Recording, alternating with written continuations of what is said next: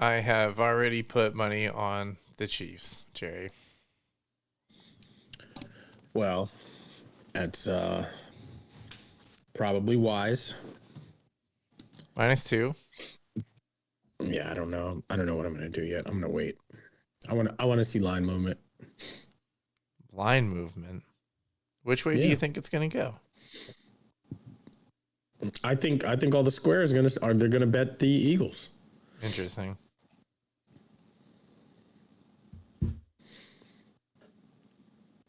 So, it's me. I like to tease it. So, let's see what direction it goes in. I can't do the 10-teamer though because I don't have a third team to throw in there. It's already dropped to -1.5 for the Chiefs. Yeah, I mean, I think it opened at 1.5 and then jumped up to 2 and then now back to 1.5. I mean, it's gonna do. It opened at 2. I got it at right when the game ended. I went to it. Okay. I thought I looked at it last night. I think my guy had it at 1.5.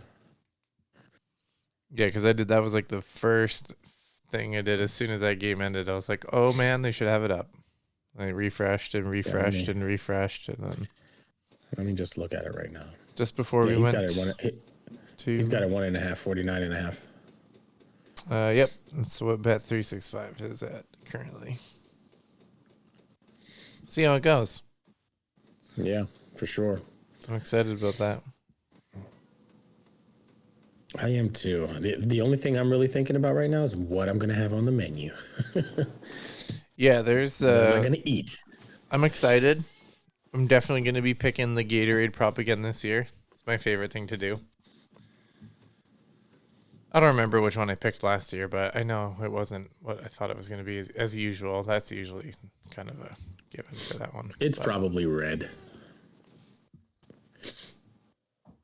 No, I think I bet on. I think I thought it was going to be that. I don't know. I have to go back on the records and find out. Right.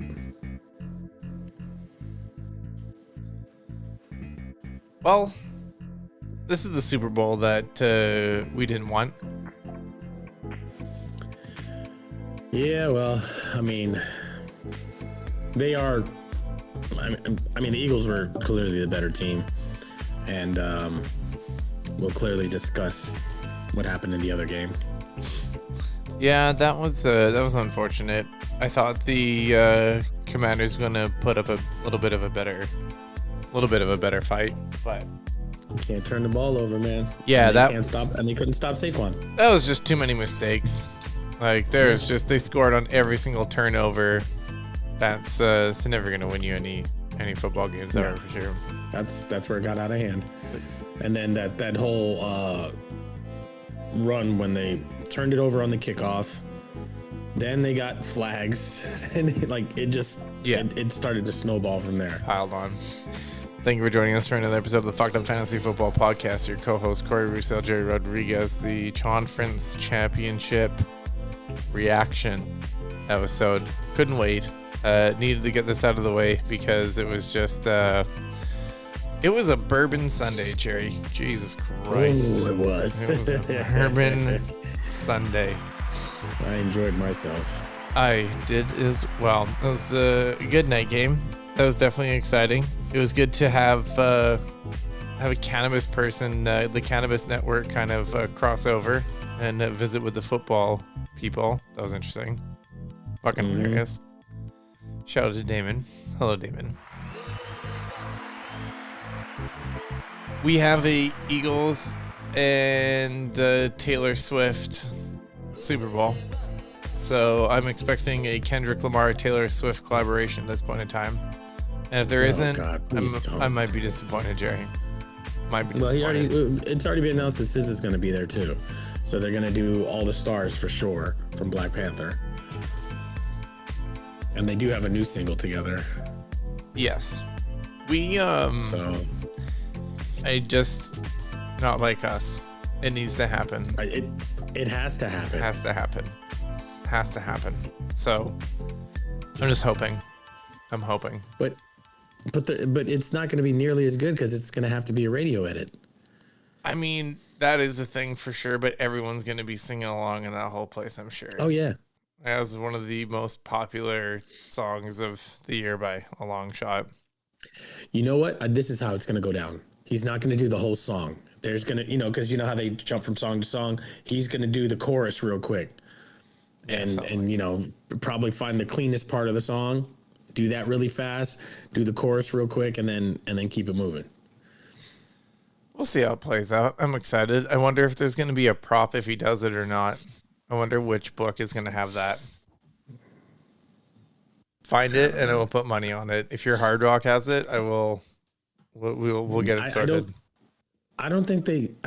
Well, no, because I remember last year, while I was in Denver, because I watched Super Bowl in Denver last year, and Usher was performing, and you could bet on songs, which I think is really, really bad because like Usher's homies or people that are working on the production team can just go bet on it. Oh yeah, yeah, like yeah, massive loophole. Anyway, Jerry, I have some sad news for you. Oh Lord, we only have one more week of football left. Just yeah, I know. One.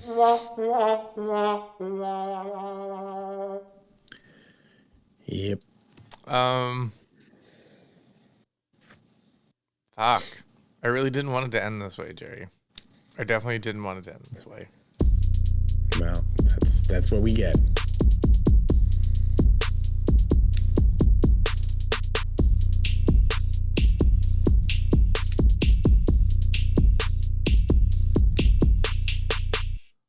Washington come buckets 23 and the Philadelphia Eagles 55. 21 points scored in the fourth quarter. Jalen Hurts 20 for 28, 246, and 1 Saquon. Barkley 15 for 118 and 3 touchdowns. Will Shipley 4 for 77 and a touchdown. Jalen Hurts 3 touchdowns. 1 came in the receiving from A.J. Brown, 6 for 96. Fantastic day from A.J. Brown. Too bad you didn't do it in fantasy, dick. Jaden Daniels, 29 for 48, 255, 1 and 1. Rushing touchdown, 6 for 48. Brian Robinson Jr., 11 for 36. Austin Eckler, you suck. Zach Ertz, 11 for 104. It was really nice to see Zach Ertz having a day. Scary Terry with the tutty, 351. Diami Brown can't hold the football. Jerry, the mistakes that were going on for the Washington come buckets, I think, is the story of this game. That just killed them, my dude. Like, they just couldn't. Three turnovers, 3 touchdowns scored. Like, that's just right there. It's that's all she wrote. You're not gonna win. You're not gonna win a regular season game. Never mind a fucking playoff game if you're doing that type of shit. Not even the mighty Kansas City Swifties would recover for something like that. Yeah. Like, it would just, it's it was brutal. It was absolutely brutal. But I must say. We have to give credit where credit's due, Jerry. The Washington come buckets look like they have a pretty decent foundation on which to build on. I mean, look how fucking terrible they were last year, dude. They were fucking hot shit garbage. And they have completely turned it around and went to the NFC Championship game, which is something my team can't say in the last 30 years. So, I mean, Jerry, the Commanders are going to be scary for a little bit. I mean, they're only going to get better. I agree. I mean, they've got their quarterback situation all worked out. They have nothing to worry about there. I mean, Scary Terry's locked up. Injury. They extended him. They have him for a while. Yeah. They do need to go get another wide receiver though, and I did see something today where I don't know what their cap situation is, but I think they have a lot. Yeah, they could go get T. Higgins, and T. Higgins should be like, you know what? Fuck New England. Oh, that because like everybody's so pointing dirty. Everybody's pointing at New England for T. Higgins. But yes, what if he decides to go to Washington instead? And have him and Scary Terry on the outside? Like, that's disgusting, bro. And then there was another thing mentioned there. I guess they're saying that they may have their eyes on Cam Scatterbo, that running back from Arizona State that was an absolute bull. Oh, that guy, yeah. So like they don't. Jesus. I mean, they don't need that. I think they'd be better suited to go draft offensive line and defense. Yeah, their Definitely offensive need line some. needs definitely needs some help because Jaden Daniels is running for his fucking life. Yeah, so you gotta sure that up. That's gonna be the most important thing to address in the draft. If there is a free agent tackle or guard out there for you, yeah, pursue it. Especially if dude's a good one. But yeah, I mean, like you said, they only place to go for them is up. They're definitely going to get better and continue to get better. That's a scary team, man. And it just as long as everybody stays healthy, let's not forget that however many years ago now it's been. I don't remember exactly. They had a guy by the name of RG3. Didn't have this same type of success in making it all the way to a conference championship, but he was one hell of a player. And I remember saying, "Holy shit, gonna have to deal with this guy for the next 10 years." And it turned out to only be 2 to 3.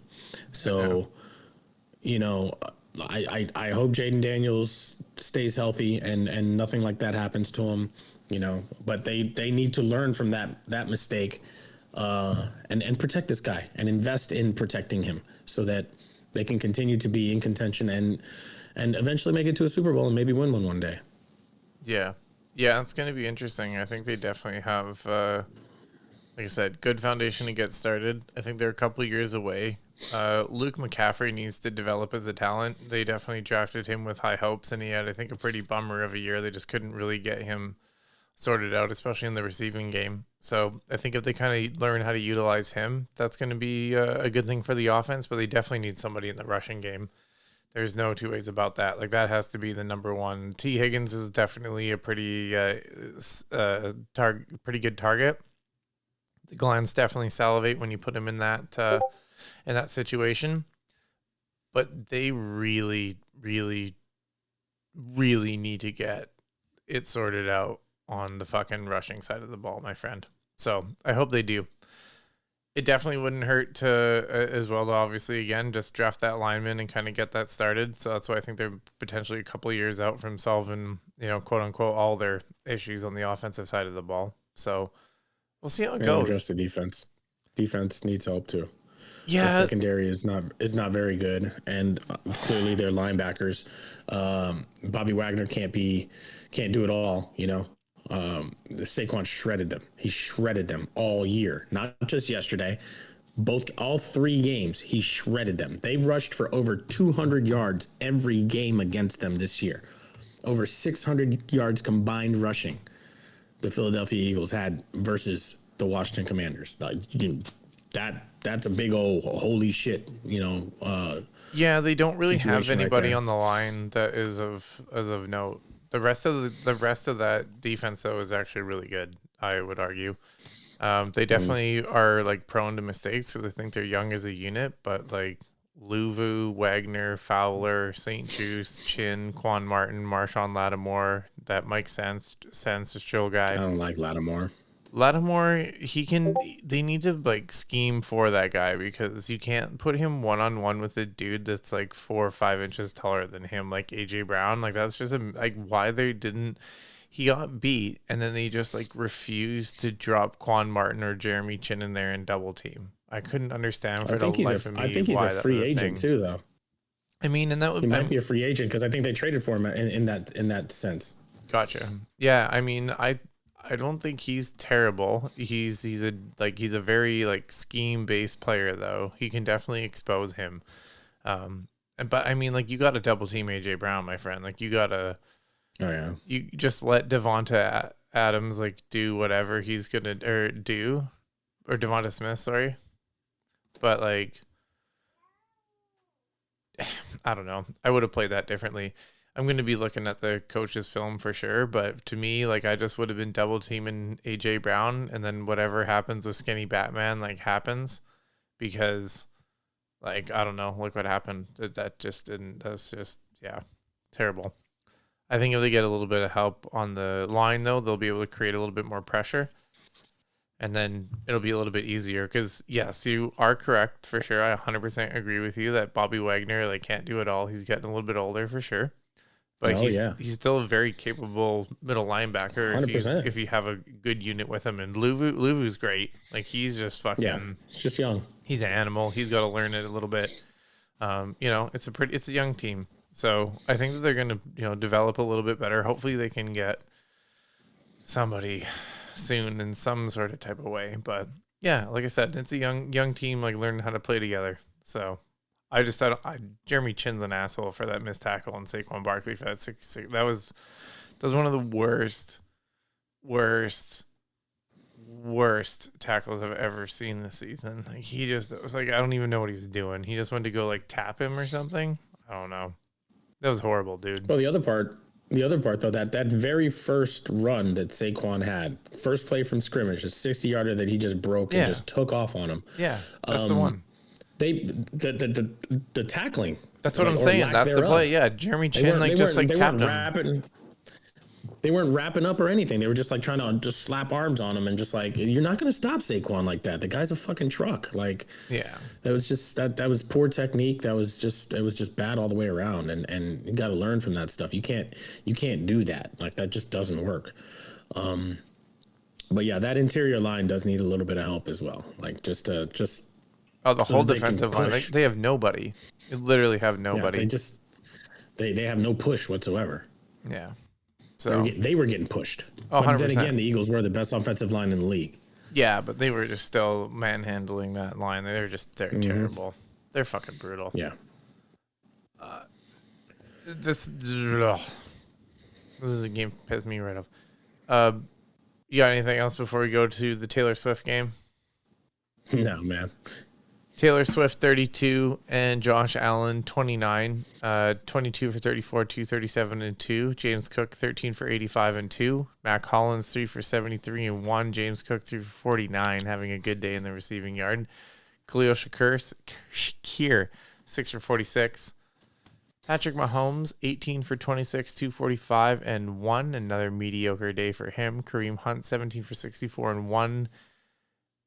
But Patrick Mahomes makes himself a little bit useful in the rushing game with 2 touchdowns. Xavier Worthy having 1 in the receiving capacity for 85. Juju Smith-Schuster with that 1 long catch for 31, 2 catches for 60. Thanks for showing up, Travis Kelce. 2 for 19, you dick. Holy, that was brutal.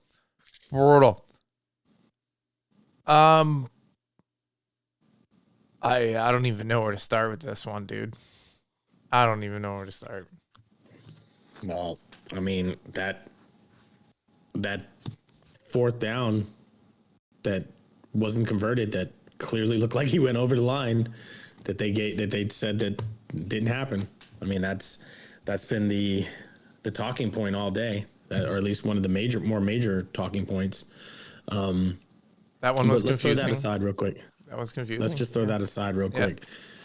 When that zero blitz happened at the end of the game, or in Buffalo's last possession, last time they possessed the ball, and Josh Allen, he got the ball up there. Dalton Kincaid has to catch that, man. Like, that was right in his hands. Yeah. He has to catch that ball. And I mean, I'm not going to sit here and say, oh, yeah, that's easier. No, I mean, the situation and everything that's going on, and it was like panic, and this is it. The game is on the line. I get it. You either make the play or you don't make the play. But in a situation like that, like, that's going to haunt him. And hopefully going forward, he can make those types of plays when needed, because Josh Allen did all he possibly could. Like, there really wasn't much else. He didn't turn the ball over again. No, 0 turnovers. He played a hell of a game. Your boy James Cook, hell of a game. Which, by the way, why wasn't James Cook in at the end of the game? Why wasn't he lined up? Like, he'd been just gashing the shit out of them. He had let's see, 85 and 49. So he had 134 all-purpose yards from scrimmage with 2 touchdowns, 3 touchdowns total. No, 2 touchdowns. I'm sorry. Why wasn't he in at the end of the game? Like, I didn't understand that.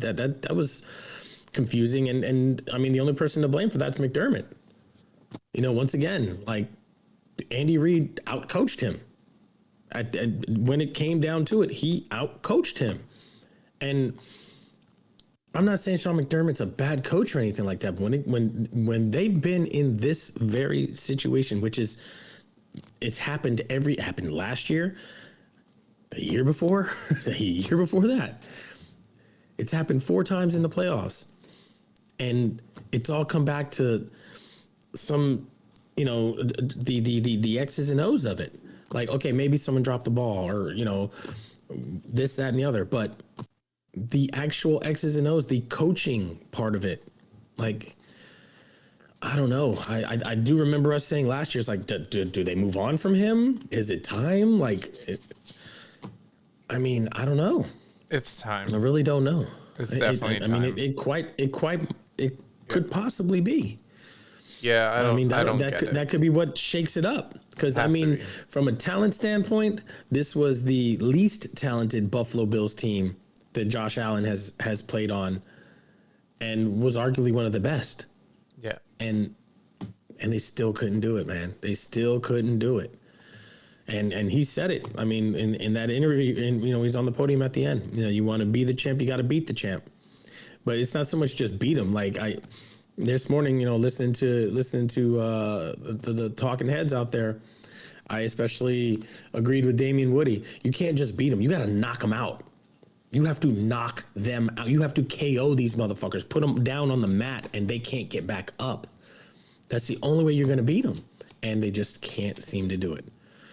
It sucks because I was really pulling for them, and I wanted them to win. I mean, we all did. We all wanted them to win. I'm not the only one, but it's just amazing how it just every single time there's a different guy that steps up for the Chiefs. Every single time. Because like you said, thanks for showing up, Travis Kelce. He was a non-factor, whether he was a decoy or whatever the case may be. He was not a factor in this game. How many times was he even targeted? Let me see here. 4 times. So he was a non-factor. He was a decoy. It was Xavier Worthy's time.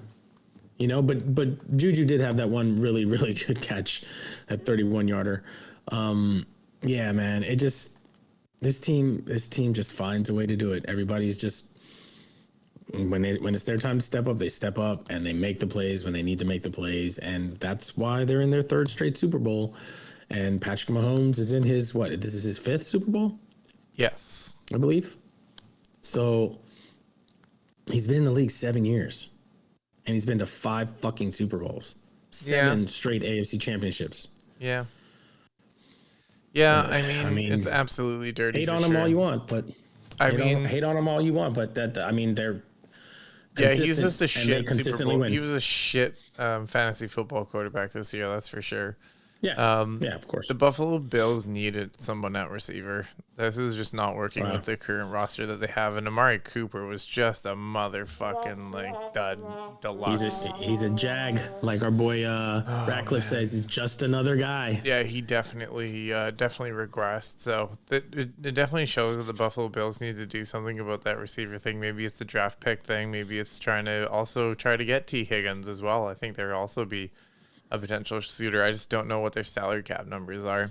Yeah, they had to cut so many guys last year, so I'm going to think they're still somewhat in some kind of salary cap hell. Because I know the Washington Commanders have just a stupid amount of salary cap to go spend and go crazy. So I know that they have probably the best shot in that regard, I would think.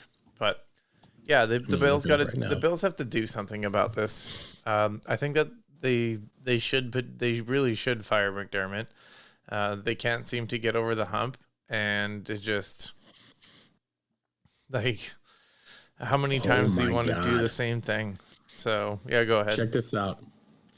New England has 125, almost 126 million in cap. Vegas second with 95.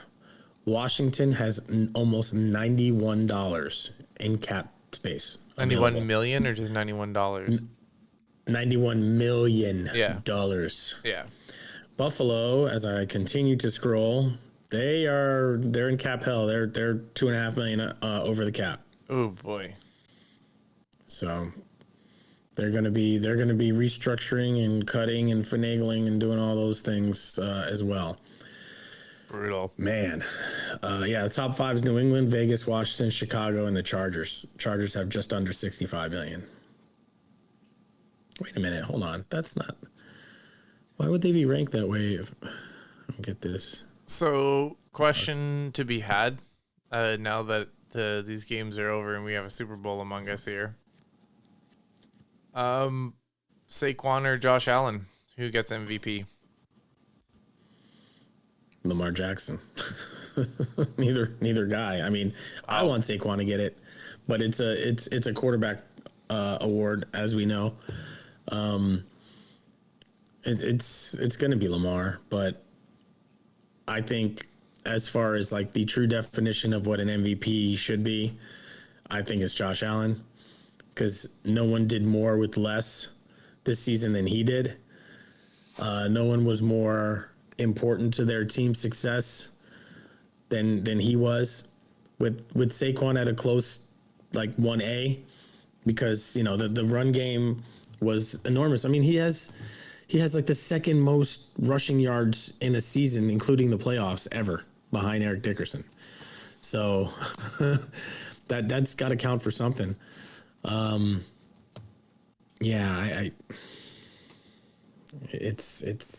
It's gonna be Lamar though. I mean, he's gonna get it. They're gonna give it to him. That's interesting. I didn't think you were gonna say that. Yeah, well, I really think Saquon should get it. I mean, he definitely had the line in front of him that was way better. You're right. Like, that's pretty much the only difference that would maybe give it over to Josh Allen is because, he definitely had nothing for sure. And he just, like, man-childed the Buffalo Bills into the championship game. Yep. So, I'm definitely down to give you that one. Saquon Barkley. The reason why I say insane. that, because if Saquon was still on the Giants, he wouldn't have put up those numbers, because the Giants don't have that kind of line. They don't, you know what I mean? So that's the biggest reason why he wouldn't. But had he broken the regular season rushing record, I think he would have had a legitimate chance to win MVP. But they rested him, and look at the results. Look what he's done. I think even if he went for it, got it, he still would have done what he did in these playoff games, in these 2 playoff games. So, or 3 playoff games. Was it 3? Yeah. They played wild card division. Yeah. So the guy's he's a fucking animal. 2 touchdowns in all 3 playoff games. That's wild. That's just wild. That guy is a freak of nature, and I'm so happy for him. I really am. I'm glad he's at least getting to go to a Super Bowl and had the success that he had. For all you people out there and know me personally and have always wanted to talk shit about Saquon Barkley, he ain't shit. He's not. No, he wasn't worth all that. What do you say now? What do you have to say now? You had nothing, because you put a line in front of that guy. You put a good surrounding cast around him. Yo, man, guy's a fucking, and he's a good dude. He's not only the best football player on that team, but he's the best dude on that team too. And he's all about his team. It's not about him. It's about trying to win, and it's about trying to get the ultimate prize, and that's win the Super Bowl. That's all he gives a shit about. He didn't cry. He didn't pout that he didn't get the record. Like, no, next game, let's do this. All right, cool. This is what they need me to do. I'm here. That motherfucker works, man. And that's why I have the utmost respect for him. He's one of my favorite players in the league, and he always will be. Yeah, well said. I mean, he's been killing it this year. That line has been unbelievable for him. I fucking hate the Eagles for sure. I do too. Yeah, it's been nice to see him have success and actually not get injured, because that was his other kind of horrible thing about him, is that he just couldn't last a full season. He was always getting injured all the time. So I'm hoping that doesn't happen to him in the future at all, because it's nice to see him doing well for sure. But that's a thing to consider. So there's so many shitty calls and situations in this Chiefs game. It like pissed me off, and yeah, I mean, it was the same in the Commanders game. I'm not saying that it would have changed it at all, because the Commanders just made way too many mistakes, but Yeah. The officiating is just like not in a good place for the Super Bowl, I think. And I'm interested to see who's going to be the crew on that one. But yeah, They've already announced it. Yeah, I'm sure they have. But I'm just It was announced last week. I really don't have a lot of confidence in the Zebras this year. They're and not saying that they've been like super biased to Kansas City all year long. I still am not convinced of that. I think just in general this year they've been really inconsistent. No. Ron Torbert will be the lead official. He always looks like he's like half sleeping. Yeah. Let's see. If you're wondering how the Eagles and Chiefs have fared with Torbert, here's a look at their record with him over the past 5 years. Eagles are 5-3, 2-0 and 24. Chiefs are 2-1. He did not officiate any of their games this year. Interesting. So this will be his first. Well, he is a decent official. I will give him that. But yeah it's definitely up to everybody else around him as well. So we'll see how that goes. That's for sure. Yeah, man, this is gonna be a good game. It's just not the game we wanted. It's still gonna be entertaining. It's still gonna be, I think it's gonna be a good Super Bowl because we have two decent teams. There wasn't like there's no fluky team in here. Like these are clearly they were the two best teams in their conference all year. Yeah, I mean, yeah, that's true. I just don't really care about them or for them or anything really about them. They're just two logos that I feel. I said it to you last night when we were watching, but this is definitely a Super Bowl so similar to the Patriots and the Seahawks that I'm very like, I'll still watch this one because I don't hate the Patriots and the Seahawks like I hate the Eagles and the Chiefs, but it's really close. God almighty, is it close. Thank you for joining us for I'm watching no matter what, even if it is these two teams. There's just no way I wouldn't watch. So thank you for joining us for another episode of the Fucked Up Fantasy Football Podcast. Co-host Corey Roussel, Jerry Rodriguez. We are going to watch the Super Bowl this year, kids. It's going down. I know Sparky, fuck you, Mike, is probably sitting at the edge of his seat waiting to see if I was actually going to watch it. So yes, Mike, it's happening. I'm going to watch the fucking game. I'm going to watch you little birdies get destroyed. Fuck. I hate the Eagles. Like, they're just... That tush-push play made me so angry last night. So angry. Like... And then the ref is going to tell the team to not defend it. That drove me through the wall. That drove me through the wall. Like, you already... That's the first time anybody's ever heard that. Man, you already can't defend it, and then you're going to fucking go... Fuck that Hockey League kid. He's a dick. Fuck him. The memes about that play, though, are hilarious. That fucking Ralph meme coming through the glass, I was fucking starting my day off right. Like, it's just so good. Oh, man. Anyways, we'll have a random recording for you all next week. We'll talk about the lines that are happening, the bets, and we should have props out by then.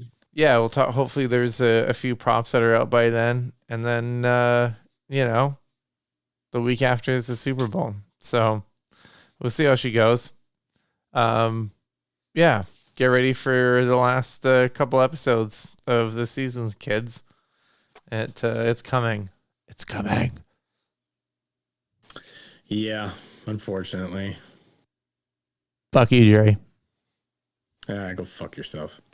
Thanks, man.